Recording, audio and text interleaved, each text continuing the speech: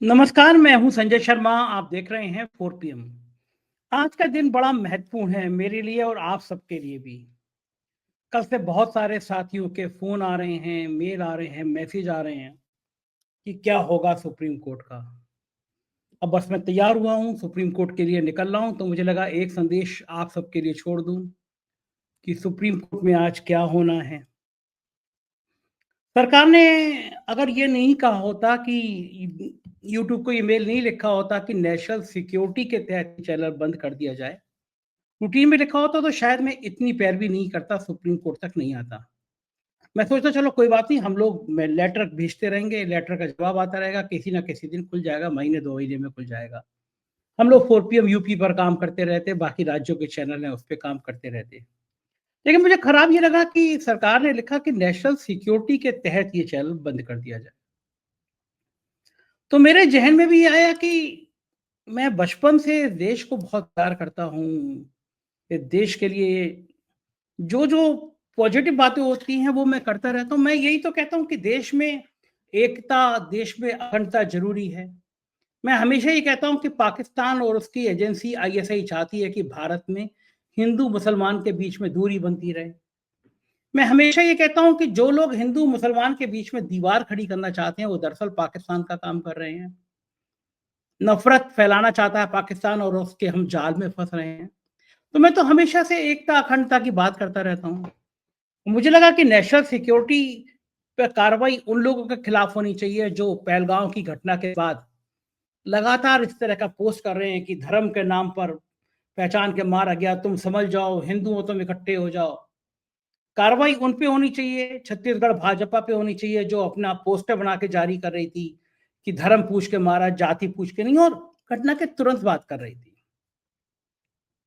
मुझे लगा ये कोई समय है। कारण कार्रवाई उन लोगों पे होनी चाहिए जो एक फौजी अफसर की पत्नी को उसने इतना कह दिया कि मुझे झगड़ा नहीं चाहिए, मुझे शांति चाहिए, उसको अभद्र बातें कर रहे हैं, उस पे अभद्र कमेंट कर रहे हैं, अश्लील कमेंट कर रहे हैं, कार्रवाई उन पे होनी चाहिए। देश को सलाम करना चाहिए उस बहादुर महिला का, लेकिन उस पे अपशब्द कसे जा रहे हैं, उन पे कार्रवाई होनी चाहिए। तो मुझे लगा कि मैंने ऐसा कौन-सा काम कर दिया कि जिसपे नेशनल सिक्योरिटी के तहत कार्रवाई हो रही है।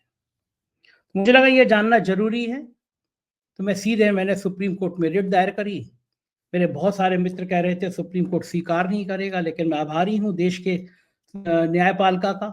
मुझे बड़ा भरोसा है संविधान पर और न्यायपालिका पर, इसलिए मैंने सीधे सुप्रीम कोर्ट में रिट दायर करी। मेरे एडवोकेट मोहम्मद हैदर, मोहम्मद तला और कपिल सिब्बल साहब, इन सबका मैं आभारी हूँ कि जिन्होंने बहुत समय दिया, बहुत मेहनत की और सुप्रीम कोर्ट ने अंततः वो रिट स्वीकार कर ली। जस्टिस गवई की बेंच है, उसमें सुनवाई है और मेरा मन कह रहा है, मेरा दिल कह रहा है, चूँकि मैं गलत नहीं हूँ तो फैसला न्यायोचित होगा, फैसला संविधान के प्रति होगा और कम से कम मुझे ये ज़रूर बताया जाएगा कि ये चैनल नेशनल सिक्योरिटी के लिए खतरा कैसा हो गया। मैं फिर कह रहा हूँ कि अगर सरकार हमें बताती कि ये 2 वीडियो हैं आपके या 3 वीडियो, एक मेल कर देती, इनको इसको वायरल होने से, इसको लोड होने से देश की सुरक्षा पे खतरा हो सकता है, तो मैं सरकार का मेल आने के 1 सेकंड के अंदर वो वीडियो डिलीट कर देता। कोई भी चीज़ देश से बड़ी नहीं है, ना मैं, ना मेरा परिवार, ना समाज, देश सबसे पहले है। देश की सुरक्षा सबसे पहले है। लेकिन देश की सुरक्षा का मतलब ये नहीं है कि हम कुछ भी किसी पर भी आरोप लगा देंगे।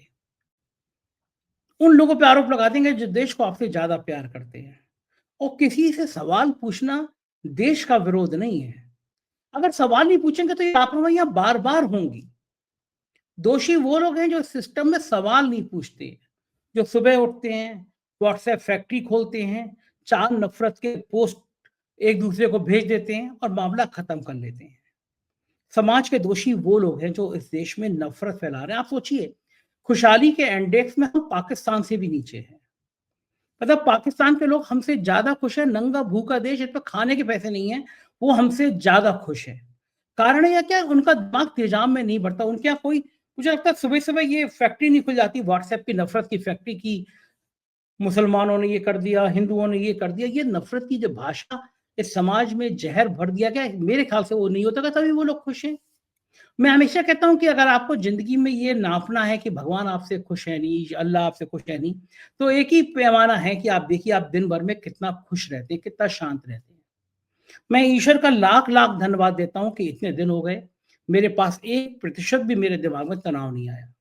मैं सीख गया हूँ इन चीज़ों को कि जो आपके हाथ में जो चीज़ें नहीं है, उन पे विलाप क्या करना। हाँ, ये बात ज़रूर है कि लगता है मुझे अपनी टीम जब मेरी दुखी होती है, तो मुझे परेशानी होती है क्योंकि मुझसे ज़्यादा मेरी टीम ने मेहनत करी है। दिन-रात बच्चे मेहनत करते हैं, ल जूझते हैं, लड़ते हैं, काम करते हैं और सालों की साधना मेरी भी है। मैंने कहा था ना कि मैंने 3 साल से एक भी दिन छुट्टी नहीं ली। तो सोचिए जो 3 साल से एक भी दिन छुट्टी ना लेके लगातार वीडियो बना रहा है जिसके लगभग 74 लाख सब्सक्राइबर हो गए हैं। एवरेज हर महीने 15 करोड़ व्यू आ रहे हैं, उसको आप सीधा एक लेटर 4 लाइन का लेटर लिख दें कि साहब नेशनल सिक्योरिटी के लिए खतरा है और यूट्यूब को भी पता नहीं क्या पॉलिसी है। यूट्यूब को पूछना चाहिए कि ये वीडियो जो है सरकार ने भेजा है, आपका इसमें क्या कहना है? मुझे नहीं पता कि वीडियो बताया है या नहीं बताया, सिर्फ 4 लाइन की चिट्ठी भेज दी कि नेशनल सिक्योरिटी के लिए खतरा और यूट्यूब ने बंद कर दिया। यूट्यूब भी हमारा पार्टनर है, हम जितना पैसा यूट्यूब से कमाते हैं, उससे दुगना यूट्यूब भी हमसे कमाता है। तो ऐसा नहीं है कि यूट्यूब हमें एहसान कर रहा है, यूट्यूब पे भी पैसा आ रहा है, हमारे ज़रिए आ रहा है। हमारे जैसे लाखों करोड़ों कंटेंट जो बनाते हैं, उनके ज़रिए यूट्यूब पे आ रहा है। अब इस तरह अगर आप सरकार के दबाव में रहेंगे कि सरकार किसी भी उस चैनल को जो आपसे सवाल पूछ रहा है, उसको आप ब्लॉक कर देंगे, तो कैसे काम चलेगा? कपिल सिब्बल जी ने मुझसे इंटरव्यू किया और मेरे जीवन का सौभाग्य का क्षण था। मैंने कपिल जी से कहा कि मैं मोदी सरकार को धन्यवाद अदा करना चाहूँगा कि अगर ये चैनल बंद नहीं होता, तो मैं कभी सोच नहीं सकता कि आप जैसा शख्स मेरा इंटरव्यू कर सकता है। पूरी दुनिया के अंदर ये प्रतिबंध जो लगाया, पूरी दुनिया के अंदर वायरल हुआ। बहुत सीनियर जर्नलिस्ट हैं, उन्होंने मुझे कल बताया कि अमेरिका के मीडिया ग्रुप जो है, उसमें चर्चा हो रही थी कि भारत इस मुकाम पर आ गया कि एक यूट्यूब चैनल जो सबसे ज़्यादा देखा जाता था, उस पर प्रतिबंध लगा दिया गया। अब बताइए दुनिया भर में क्या इमेज हो रही है हमारी। प्रेस फ्रीडम के जो नतीजे आए, उसमें हम 164 या 165 में ऐसे लगभग इतना नीचे खड़े हुए हैं। पत्रकारों को बोलने का हक नहीं है, पत्रकारों को लिखने का हक नहीं है। बाकी तो गोदी मीडिया आपने बनाई दी हैं जो दिन भर राजा के लिए दरबारी करते रहते हैं, जो तुमको हो पसंद वही बात करेंगे। तुम दिन को अगर रात कहो तो रात कहेंगे। अब बताइए अगर मैं उस तरह का दरबारी नहीं हूँ, मैं सत्ता की आँख में आँख डाल के सवाल कर रहा हूँ, तो इसमें गुनाह क्या है? क्या सत्ता को सवाल पूछना गुनाह है? क्या 2014 से पहले भारतीय जनता पार्टी कांग्रेस से सवाल नहीं पूछती थी?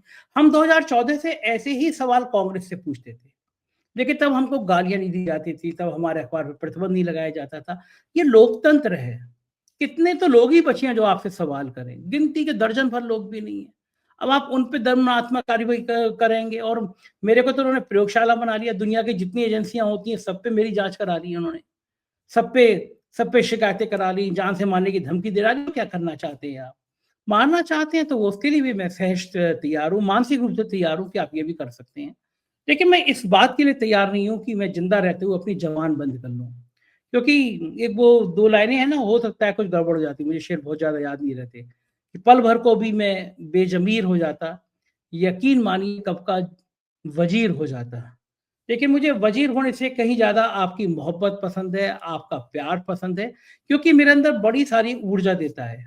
इस प्रतिबंध के बाद मैं सच कह रहा हूँ कि मैं 20-25 करोड़ खर्च कर लेता, तब भी मुझे इतनी प्रसिद्धि नहीं मिलती जितनी इस प्रतिबंध के बाद लगी है। देश का शायद ही कोई बड़ा यूट्यूबर हो, जिसने मेरे इस प्रतिबंध पे वीडियो ना बनाए हों।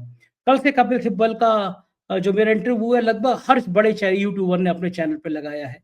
तो ये प्यार है देश का और अच्छा है सरकार को समझ में आ गया कि कम से कम जो मीडिया है, जो सीना तान के जिसकी रीढ़ की हड्डी सीधी है, वो मीडिया खड़ी हुई है सरकार की इस नीति के खिलाफ है। अब सुप्रीम कोर्ट जा रहा हूँ, आप सबकी दुआओं की ज़रूरत है, मुझे दुआ दीजिएगा। जो भी बात होगी आप 4 पीएम पर सुनते रहिएगा, ये हमारा यूपी चैनल है। आप कम से कम इसको सब्सक्राइब कर लीजिए, अपने दोस्तों को सब्सक्राइब कर लीजिए। जो भी हाल होगा मैं आपको बताता रहूँगा, आपकी दुआएँ मेरे साथ हैं। बहुत-बहुत शुक्रिया। Thank you.